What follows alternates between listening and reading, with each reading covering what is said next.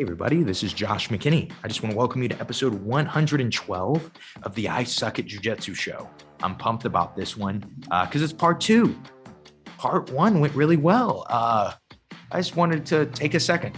Thank you guys, because on part one, the day it came out, I got, I think, 6 different people tagged me in their Instagram story and like saying, I'm listening to this new episode. And what was really cool is like, that doesn't happen very often. People usually don't tag me in their Instagram stories and share. I think the most that it's ever happened in a day will probably be like 2. Probably the most that's ever happened in a week. Maybe 3 people have tagged me, but in one day, last Thursday, I guess people enjoyed the episode because there were some good shares, there was some good response. I just really appreciate that from you guys. I cannot stress that enough. I know that I deliver this show like we have millions of listeners and the show is just blowing up. But honestly, right now, the people listening to this show, like if you're listening to it as it comes out, if you're listening to episode 112 when it comes out, there aren't a lot of people that listen to the show. There aren't. Not in a bad way. Not like, oh man, I'm so sad less people are listening to the show. I'm just focused on putting on a good show.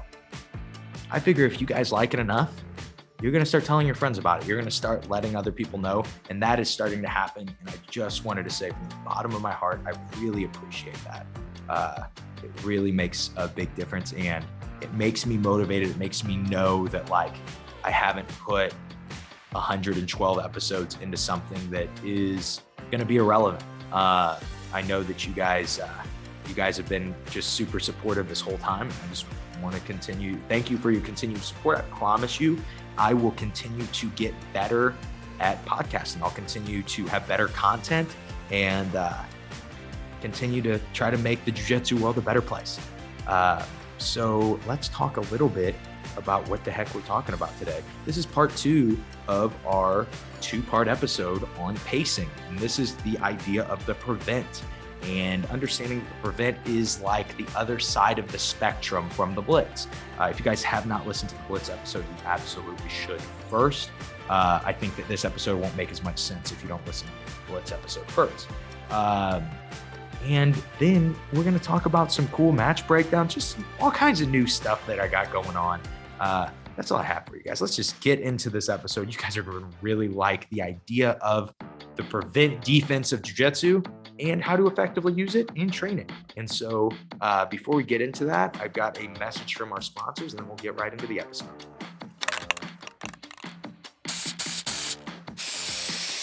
What's up, guys? Josh here. Before we jump into the episode, I just wanted to give you guys a quick thought on our Patreon page for the I Suck at Jiu-Jitsu show.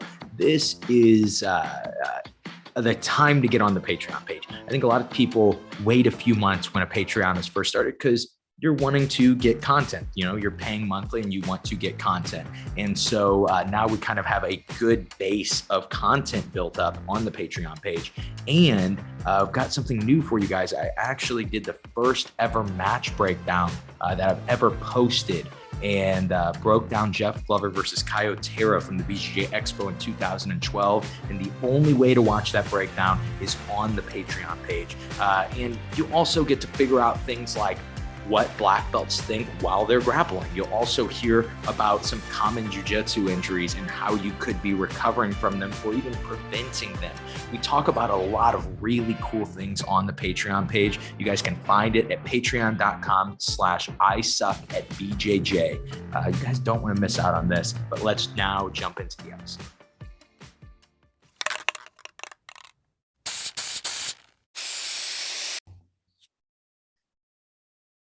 So guys, what the heck is prevent? What is preventing?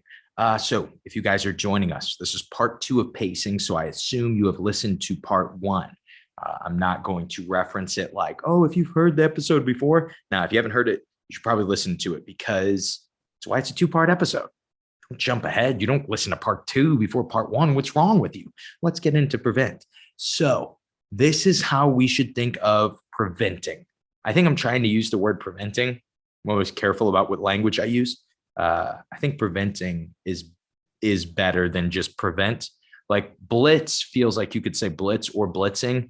prevent, I don't know if I like the way that it sounds. Preventing sounds good. But anyway, blitzing and preventing are really the two ends of the spectrum that is pacing. The harder I go, the closer that I am to blitzing. The more defensive, the more I prevent. We'll talk about specifically what prevent is. Prevent is not survival of submission. That's very important that people understand that. A lot of people like to think of preventing like it is, they like to think of it like it is, okay, I'm going to put both hands on my collar and they'll never finish me. That's what preventing is. And it's not. That's not what preventing is. It's not a good way to do jiu-jitsu, right? Because if I put both hands on my collar and I do nothing, what's going to happen is most likely you're going to like mount me, okay? If you mount me, I'm giving you a lot of control of my body. So your ability to remove my hands from my collar is substantially better. That's more of a rant on people that say like, oh, if it's not a submission, it's not realistic. And that's just not true, because if you're laying on your back and mount with me having complete distance between us, you know, like you're not controlling the distance at all and you're covering your collars, well, realistically, I could hit you, right? So like that is not a good expression of prevent when you are just trying to prevent submission from a secured bad position. And let's get into why. And honestly, why is exactly what the prevent is. The first question we're going to answer is, what is prevent? First off, it is protection of control. Okay. We talk about the control spaces a lot on the show: controlling the back of the neck, controlling the armpits, the hips, and the back of the knee. Okay. Those are the 4 places to control on the human body. Okay.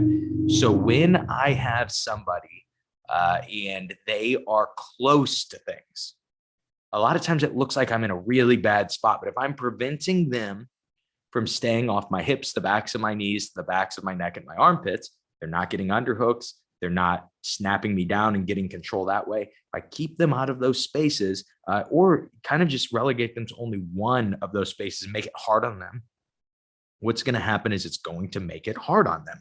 That is our big idea with preventing. So the first thing we're trying to do is prevent any type of control. I think one of the best ways, we'll get into this in just a second, one of the best ways to talk about the prevent is with counter wrestling, because it's something a lot of jiu-jitsu people understand. So the second thing, there are really only 2 main things when you're preventing. You're preventing them from controlling your points of control, and you're also really controlling the distance. Prevent doesn't work if you cannot manage the distance. Okay. That is, if there's anything to take away from this, take away that. If you are trying to prevent, if you're trying to counter wrestle, if you're trying to counter jujitsu, as we will call it in just a second, make sure that you are controlling the distance. That is more important than anything, because distance is hard to make up in jiu-jitsu. That's what we're going to actually do an entire episode on next week, is distance management. So today I decided not to get too much into how to manage distance and things like that. We'll just say you need distance management. Make sure to subscribe to the podcast and listen to the next week's episode, because it's going to be really good on learning how to manage distance. We're going to talk about how to train it. Basically, I think the clickbaity title that I'm going to use is how to double your speed in 5 minutes. And it's a good title, right? I'm excited about that one. And it's true. It's not like I'm making that up. This is actually a way to think about jiu-jitsu that will double your speed. And so we'll get into that later. But those are our big things: our protection of control and distance control. We are in control of the distance. Now, this is how we're going to paint the picture. You are grappling. You love jiu-jitsu. You're a jiu-jitsu guy. Most likely your stand-up sucks. Even if it doesn't, most likely your stand-up looks a certain way. Unless you have a wrestling pedigree or a judo pedigree, most likely if you started jiu-jitsu from square one, all grappling from square one, you've never done anything from the feet, and you start most likely from guard or whatever and start learning jiu-jitsu, you learned how to counter wrestle. You may have never learned how to wrestle. You may have never learned how to actually take people down, but you learn defensive wrestling. That is normal. That's how most jiu-jitsu guys learn to wrestle. That is what prevent is. So think about the things that you do when you are counter wrestling. The first thing that we're always managing is the distance. Never let them get too close, right? Where are they trying to get close to? Well, generally, they're trying to get close to my hips, the back of my knees, right? And then my armpits too, as they slide up. That is generally where they're going to try to get close to. So making sure that we defend those spaces early on, but also one of the best ways to defend those spaces is by keeping distance, right?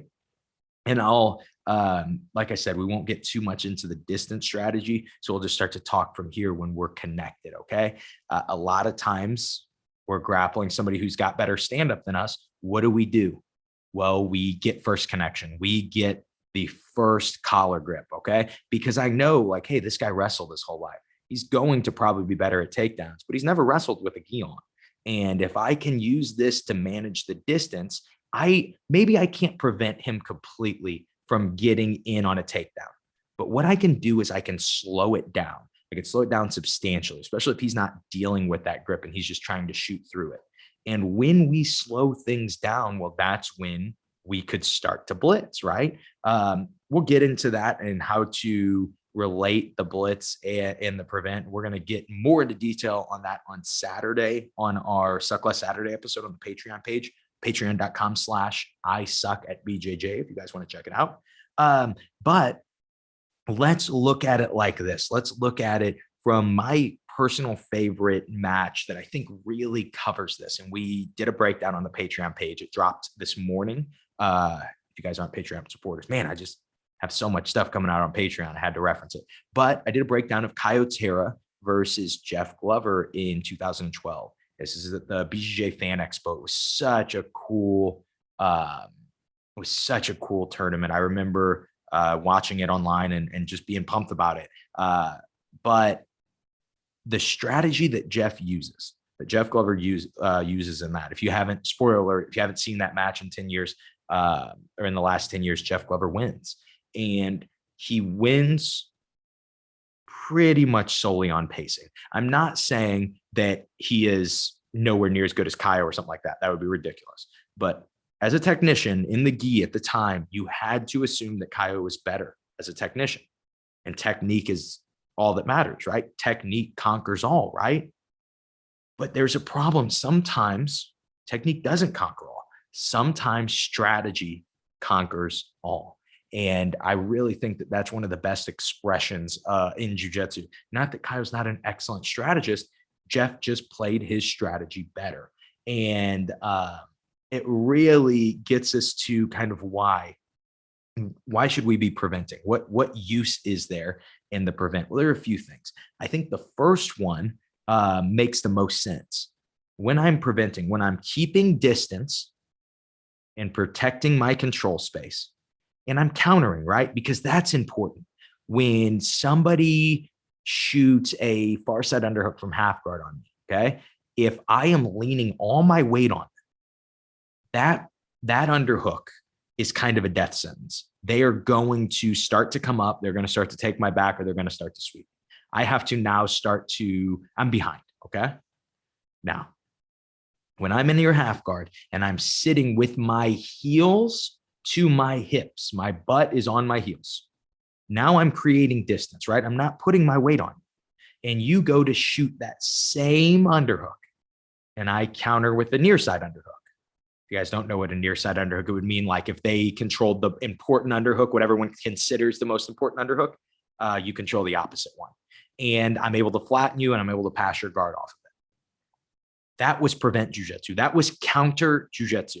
I wasn't using my pressure. I wasn't pacing forward. I wasn't working towards something. I was letting you get something, and then I was responding as soon as you get it. One of the best ways to think about prevent jiu-jitsu, I always reference this book. It's one of my favorite books. It's called Essentialism by Greg McEwen. And he talks about decision fatigue, right? It's very hard to make a lot of important decisions right? It's almost impossible. It takes so much out of us to make decisions. And also when we pre-make decisions, not only are we no longer having to make that decision over and over and over again, we also can react. We can go into that decision much quicker. And jiu-jitsu is very similar. When I am going into, like, I'm going to start grappling, when I start grappling, one of the first things that I pay attention to is how far apart are we? The distance. That is one of the first things. That is pretty much always should be your first thought in jiu-jitsu. Where am I and where is he? That makes such a difference. If you guys are, this is one of my favorite ways to think about it. This is an old coach that I had, that came and did seminars. He would say, if you were in, he said, okay, what is a better weapon? A grenade or a knife?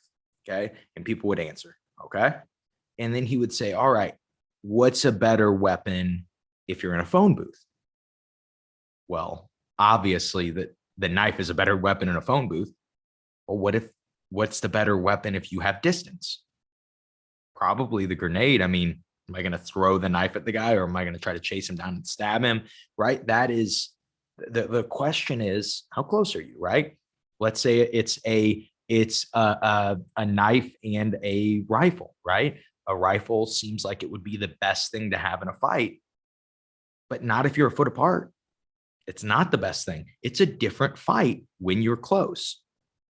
Jiu-jitsu is the same way, even though that distance really is only about 2 feet, right? It's very hard to get closer than we get in jiu-jitsu. And it's also very hard to get far away and still be doing jiu-jitsu, right? So most jiu-jitsu range is about 2 feet.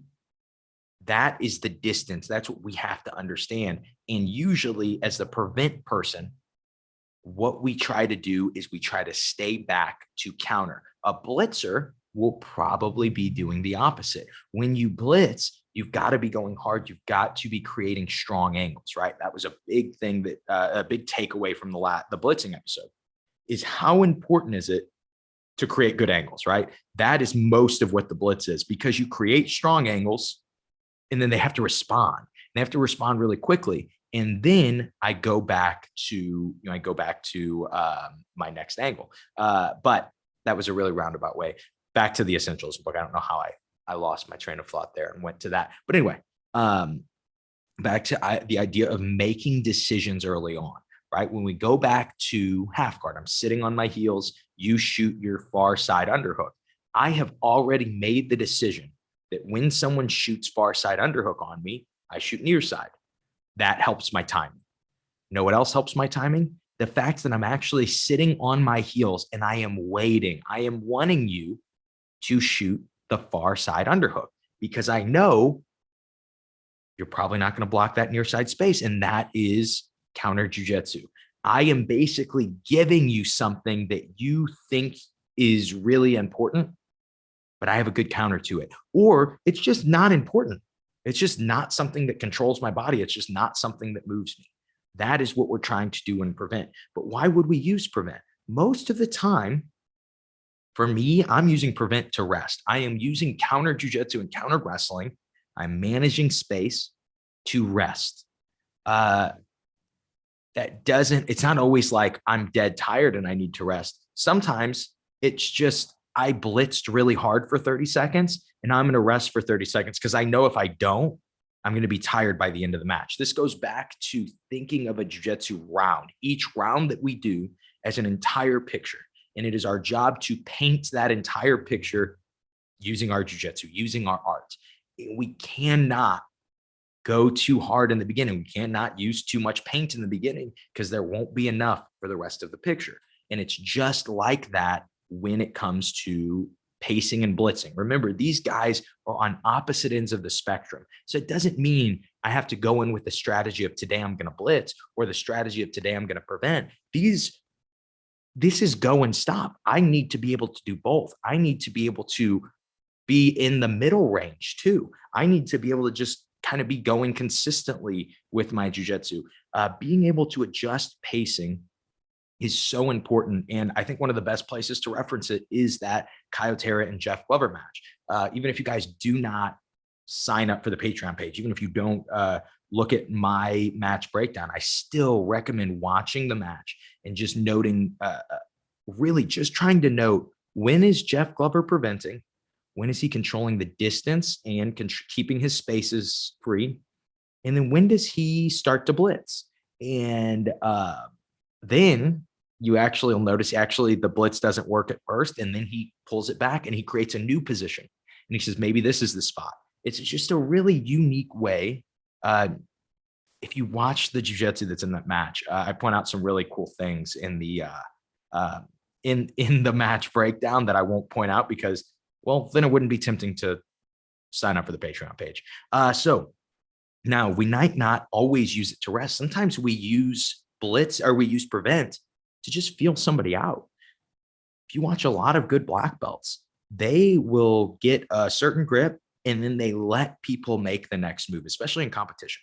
They let people make the next group and then they respond, right? But they don't always, it's not always one thing to the next. A lot of times it's okay, it's your move. I know what you're going to grab and I'm going to counter it as soon as you do. I'm going to go to my thing as soon as you do. So that is our big thoughts on preventing. That is what prevent is the idea of just sitting back. Then when you feel things, okay, let's say this. This is an easy way to explain it. Let's say you are shooting double legs on me and I'm doing a good job of preventing. And I say, oh, wait, right there, I missed it, but there was a guillotine there somewhere. So what I might try to do is I might try to put a pin in it. And I might say later on in the round, because we're thinking of jiu-jitsu as a whole picture, it is not just the moment like we feel like it is a lot of times. Sometimes we have to look ahead and think, how do we set ourselves up? Or sometimes we look ahead and say, hey, next time he does this, I need to respond this way. So I'm still playing prevent. We are still wrestling. You still go for your double leg. You are still too far away. I managed the distance and control and blocked my spaces of control too well. And now this time, I've already made the decision that I'm going for the guillotine, right? When we make that one decision that eliminates thousands, when I say, okay, as soon as I'm going to create this again, this one technique that he used, I want him to do that again. How could I set that up? How could I, oh yeah, look, my leg's right there. Now he starts to go for it and I slap that guillotine on. But this time that guillotine is tight as could be because I already knew that I was going for it. Now I'm just waiting. It's like I took all of jiu-jitsu and I said, I forget it. I only know this one move because he's going to set himself up for it. That is why we would use preventing to, I guess for stand up, but also to feel out an opponent. So now let's say this. Let's say I clasp onto the guillotine. As a strategist for me, I'm going to start blitzing on that guillotine. That guillotine is about finishing it. I am going hard. I went from not going hard to going hard to finish that guillotine. That doesn't mean I'm wrenching and twisting. I'm hurting my training partners or anything like that, but I'm trying to finish it. My pace changed. And this is the third reason as why to use the prevent. And that is to confuse people. That is absolutely what Jeff Glover did. Not just that's just like how Jeff Glover did jiu-jitsu. It was always about coming at these really bizarre paces, creating really bizarre angles. And it's very hard. It's like dancing to a song, right? A lot of times we feel the rhythm of a round. After we've done it, we've trained with the same people more and more. Maybe we start to feel that, right? I think as you get good, you start to feel the rhythm of the round even quicker and quicker and quicker, and you can pick up on it and you can dance to it, right? You can do jiu-jitsu to the rhythm of the round. When you go with somebody who's good, it's like good at pacing. It's like you're dancing to song one and then they next you right in the middle. And then you go, okay, well, now this is a slow song. I need to change up. I need a partner first. I got to go find somebody. Now I'm slow. Oh gosh, they changed the song again. And it's very, very hard when people are good at this because they get you to dance at the wrong rhythm. And that is, I think, the biggest goal when you are pacing. That is the black belt level of pacing, I think. That's where we should all be aspiring to get to. is being able to confuse people and, most importantly, wear people out with pacing, learning how to not just use your techniques, but just use general ideas and say, this guy has better cardio than me. How can I get him tired? This guy is stronger than me. How could I get him tired? This guy is faster than me. How could I get him tired? If you can answer that question, you can beat anybody. I listened to, I almost said I watched, no, I listened to Hickson Gracie's Breathe. I think it's Breathe. But it is his kind of like his, like an autobiography. And it's really good. He talks a lot about like growing up and stuff. Honestly, he talks really, really honestly about his family. I think that that's super interesting. If you guys wanted to check that out, I definitely think it's interesting. But what I took, the biggest thing I took was in his fight breakdowns. He talks a lot about the fights that he was in.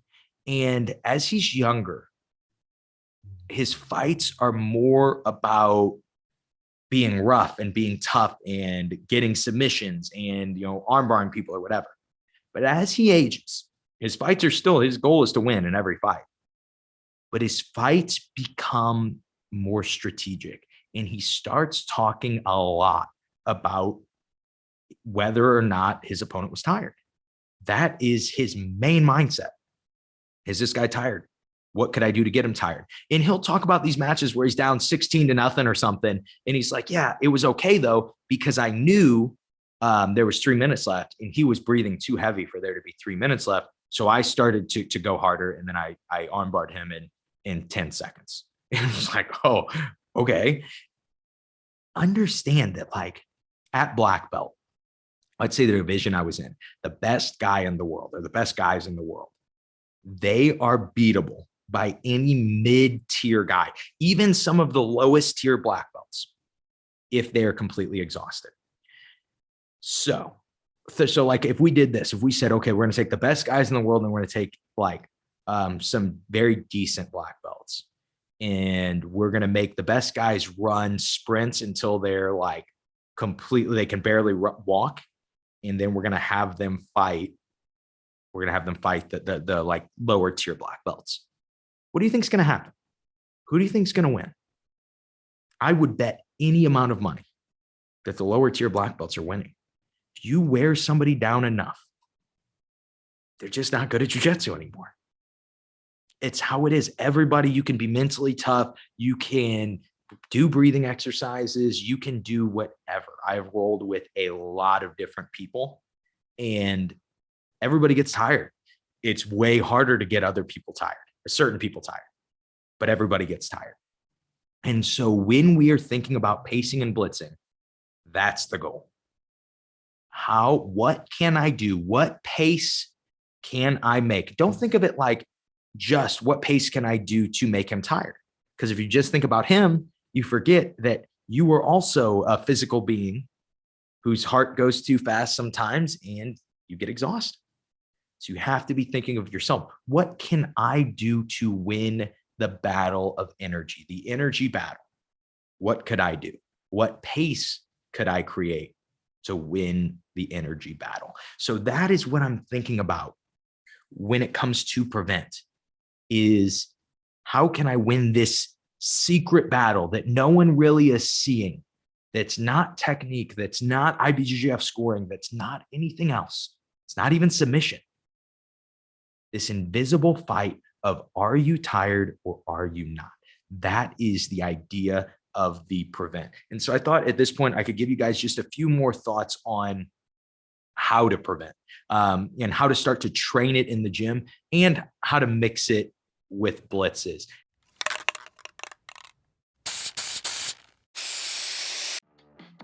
Hey guys, just wanted to interrupt real quick and tell you about something really exciting we have going on at simplifyingjujitsu.com. So if you guys don't know what Simplifying Jiu-Jitsu is, myself, my father, and my friend Logan a few years ago decided that Jiu-Jitsu could be easier to understand. It could be easier to learn. It could be simplified. And what we did was we created a Jiu-Jitsu production company called Simplifying Jiu-Jitsu. And what we focus on is exactly that, making Jiu-Jitsu simpler and easier to understand. So we've decided that we're going to start to do a deal of the month through the I Suck at Jiu-Jitsu show. So for this month and this month only, the month of January, you can use promo code BJJSucks on the Duck Guard, my favorite instructional that I worked really hard to create. Basically what we did was for a year, I focused entirely on one grip from guard, and that was cross sleeve. Okay, so a lot of people know what cross sleeve guard is. What duck guard is a systemized version of cross sleeve. Basically, every bit of jiu-jitsu that you will need to use to have a closed system is all in that instructional. And actually, we plan on updating it this year. So if you buy it for 40% off now with promo code BJJSucks, SUCKS, not SUX, you will be able to get in for when we update it and get it at a discounted price. You'll already have it. And so get over to simplifyingjujitsu.com/quack to find the Duck Guard instructional. You can also just go to simplifyingjujitsu.com. Again, that promo code is BJJSucks for 40% off of mastering the Duck Guard. Let's get back to the episode. And like I said, we're going to get more into detail with this on Saturday, on Suck Less Saturday. But I think it makes a lot of sense if we explain it in like a really specific way. And so I thought it'd be fun to just explain it like this. All right, now we'll get into some thoughts on how do you train this? How do you get good at learning to prevent and learning to blitz? I think it's really, really simple. Just the same way you get good at anything in jiu-jitsu. One of the biggest things is beating up people, doing it to people that aren't good. You hear John Danaher talk about this. You hear a lot of good coaches talk about this. The importance of beating people up that you are better than. That does not mean hurting people that you're better than, but the difference in the idea is winning rounds, going out and learning how to win. I know that the traditional idea of jiu-jitsu is that you can't go, you can't try to get good early. It's like offensive to try to get better faster, right? Because jiu-jitsu is all about the grind, and it's all about getting submitted 10,000 times and then you're a black belt, right? And there's all these different things that talk about that jiu-jitsu is about losing, and it is. And that's though the reason that people, they focus so much on it, I think, is just because, well, I guess it is what they were told. People like to explain things like that. Like you're not allowed to, basically you're not allowed to get good. We talked about this in the last episode, the idea that it is offensive to people if they are better technically than you and you still beat them.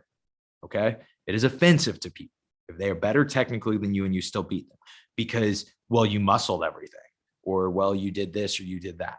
Okay. I'm not saying that you should go and muscle people that you are substantially bigger than. That's not what I'm saying. I'm saying how you get good at jiu-jitsu is you win. That is how you get good. At first, all you can do is lose. But as you start to get better, you start to put some of your training, like I should do a full episode on this, but if I had to say, like, if you're just doing live rounds, at least probably 75% of your rounds should be against guys that you're beating, especially once you're a blue belt. But then 25% of your rounds should be people that still beat you and people that you are close with. There should be some combination of that, maybe 10% with people that still beat you pretty handily, and then about 15% with people that you have really close rounds in. And you can always adjust that, and I would talk about that in the episode. So we won't get into that. That'll be a future episode. I should write that down. But when I'm thinking about my training, I am if I'm trying to learn prevent, if I'm trying to, it's like this. If I'm trying to learn an arm bar, I try to arm bar people when I'm training, right? And I find success in it by arm barring people I'm better than. And then I'm learning how to actually hit the arm bar. If I try the arm bar and I only go with people who are better than me and I try to arm bar them, I'm never going to hit it. I'm never going to learn how to hit it because I'm never hitting it. And so I'm not going to get any better at that move. I have to hit it successfully. Pacing, strategy is just like that. We should learn to strategize in the gym. So when I'm looking at pacing, we ask ourselves the question of, how can I make sure that I have more energy than this person? How can I make sure that I'm wearing him out and he's not wearing me out? What could I do? What pace could I create to win the battle of energy? That's all you're trying to ask when you are learning how to prevent, but you're doing it in the gym. You're saying, okay, I'm not here to hit flawless, perfect technique. I am here. I'm here to hit whatever technique is a counter to what they're doing. I'm here to make sure they get tired and then blitz them and then submit them because they got tired and that's their problem, not mine. That is how to think about jiu-jitsu. You go in with these goals, especially with people that you can beat. That's how you learn how to win. I know it sounds negative, like you're just beating down people.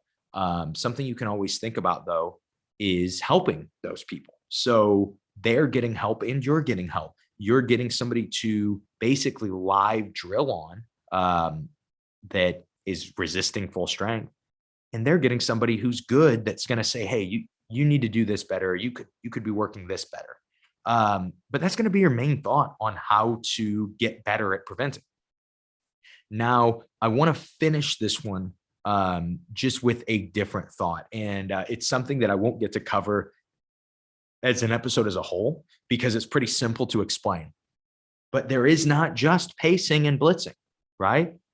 That is not all there is. There is that middle ground. And how I think of it is like this. That middle ground, I know I said it's a spectrum, but it's really not. It's really like 3 different random points on a map, and you can kind of go more towards one than the other. But sometimes instead of pacing like aggressively or pacing like preventing, what we can do is we can play 70%. And that's how I always like to call it. I think it's it makes the most sense. So what play 70% is the mode of, if you're responding to every position that you're in.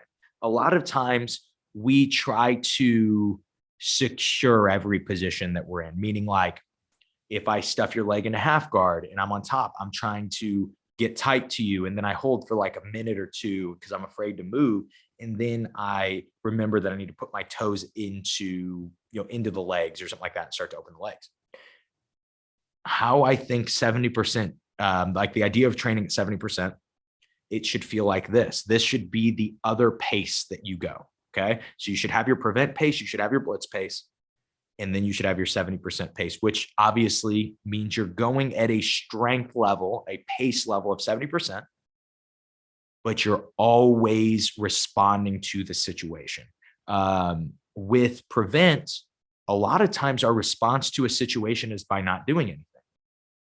With 70% training, you should be, or 70% whatever movement, I don't know. I haven't really gotten too into figuring out exactly what I'm going to call it, but 70%, the 70% idea, what you're thinking about is responding to every single thing that is happening, responding, I guess, moving towards every single thing that is happening. Meaning when I am on top, and we're disconnected, I am looking for my grips. There is no thought process in between. I'm not breathing because I'm going at a constant pace. I'm not going up or down. I'm not fluctuating.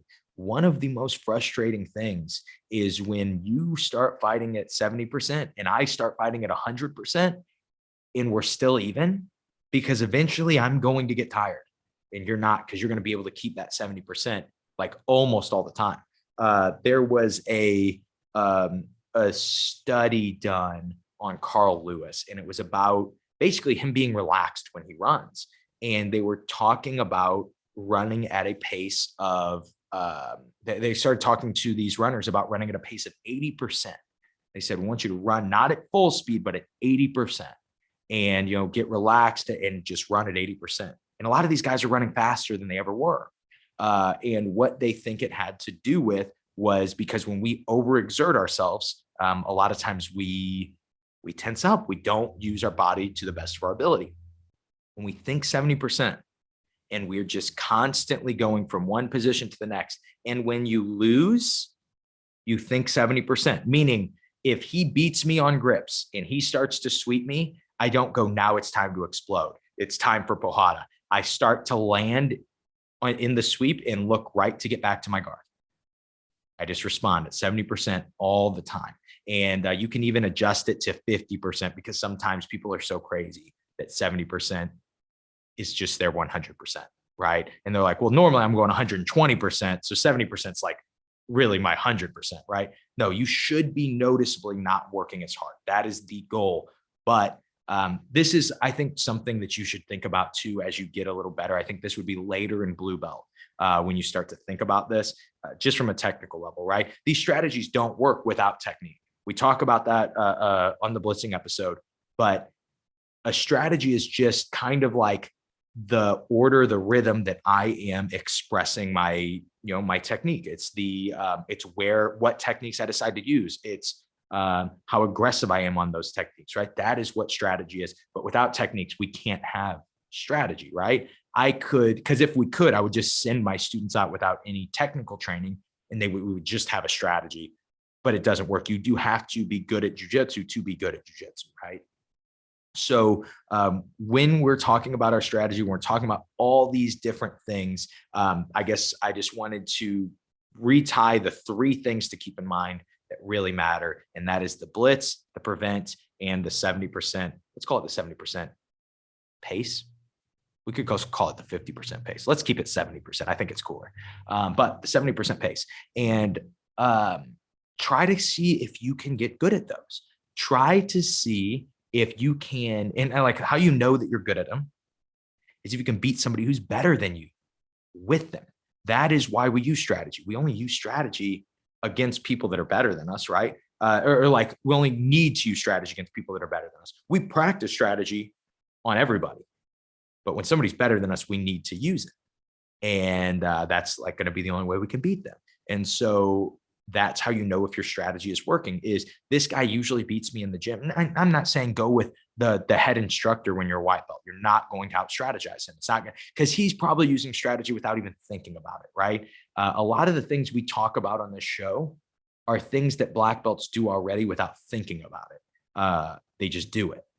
We're trying to dissect those things. We're trying to break those things down and say, hey, well, you could give this to a white belt and it would have a huge effect on their game. That's all we're trying to do on the show. That was a really long rant, but let's end this episode. I hope you guys enjoyed this one, and I'll have Josh take it away to close this out. And that is the episode. I hope you guys liked this one. I really, really tried to make it make sense. I think that just understanding how hard you should be going and what defensive jiu-jitsu is and what counter jiu-jitsu is, I think it's just going to be important for a lot of people moving forward. I really believe that we are at a point in jiu-jitsu that things are going to start changing from a sense of training method. I think we talk to so many people that are doing new and unique things, and it's not just about the grind anymore. It's not just about getting submitted 1,000 times anymore, 10,000 times anymore. It's now about, hey, these methods can actually make you better at jiu-jitsu. And I'm so excited that the I Suck at Jiu-Jitsu show gets to be a part of that. And hopefully we'll look at these shows archived one day and say, yep, this is what changed American jiu-jitsu, right? This is what changed America, or changed jiu-jitsu in America, was having right terminology, having right different training methods, and just having an understanding of those things. And that's pretty much all I have, I guess. That was a random rant, but that's all I have for you guys today. I hope you guys enjoyed today's episode, and I'll see you guys next time on the next episode where we talk about distance management. That is going to be a really, really tough episode to beat. And the reason I know this is because when I teach distance management at seminars and stuff, I can always see on people's faces that they've never heard someone talk about it the way that I'm talking about it. So if you guys want to learn how to double your speed, check us out next Thursday on the I Suck at Jiu Jitsu show. If not, hope you guys sign up for the Patreon page. Hope you guys got a lot out of this episode. And most importantly, I hope that it helped you guys suck just a little bit less at Jiu Jitsu.